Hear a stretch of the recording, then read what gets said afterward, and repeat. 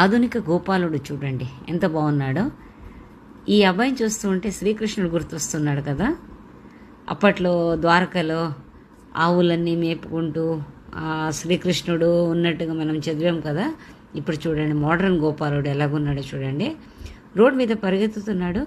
అతని వెనకాల ఆవులు చూడండి ఎట్లా పరిగెత్తుతున్నాయో, ఎంత పరవశంతో వెళుతున్నాయి చూడండి. ఒకటి కాదు, రెండు కాదు, వందల కొద్ది ఆవులు ఉన్నాయి.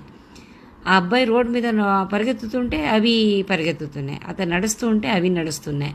వీటిని చూడటానికి రోడ్లో ఉన్న జనాలన్నీ ఎలా ఆగి చూస్తున్నారో చూడండి. నాకైతే చాలా బాగా అనిపించింది. ఆధునిక గోపాలుడు అంటే శ్రీకృష్ణుడు అనుకోవచ్చు ఈ అబ్బాయిని. చూడండి ఎంత ముద్దుగా ఉన్నాడు కదా అబ్బాయి.